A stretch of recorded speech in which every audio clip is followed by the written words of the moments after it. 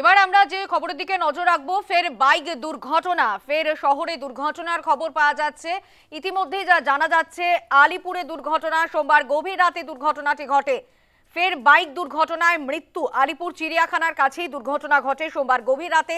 কোঠারি হাসপাতালের দিক থেকে ধর্মতলার দিকে যাচ্ছিলেন বছর 19-এর এক যুবক, তার সঙ্গে ছিলেন আরও একজন। নিয়ন্ত্রণ হারিয়ে পড়ে গিয়ে রবি সাহা নামে ওই যুবকের মৃত্যু হয়।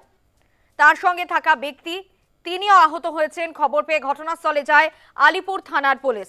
ফের শহরে দুর্ঘটনা, আলিপুরে দুর্ঘটনায় বাইক দুর্ঘটনায় মৃত্যু হলো বছর 19-এর এক যুবকের।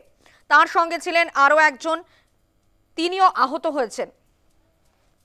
আমরা কথা বলবো, আমাদের সঙ্গে টেলিফোন লাইনে রয়েছেন আমাদের প্রতিনিধি মৌমিতা মিত্র। মৌমিতা, ঠিক কি হয়েছিল বিষয়টা?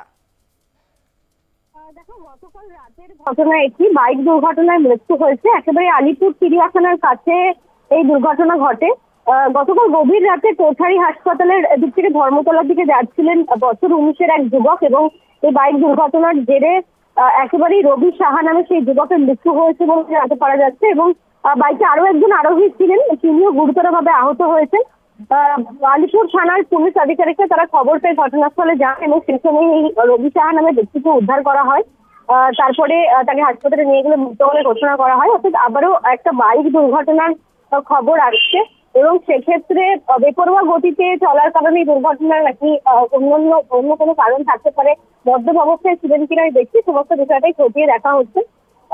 কোঠারি হাসপাতালের দিক থেকে ধর্মতলার দিকে যাচ্ছিলেন ওই ব্যক্তি, এবং সেই সময় এই দুর্ঘটনা ঘটে এমনটাই পুলিশ সূত্রে জানা গিয়েছে। সেক্ষেত্রে বাইক মূলত রবি সাহা নামে যে ব্যক্তি বাইক চালাচ্ছেন তার মৃত্যু হয়েছে, এবং আরো একজন আরোহী যিনি ছিলেন তিনিও গুরুতর আহত অবস্থায় আপাতত চিকিৎসাধীন রয়েছেন হাসপাতালে।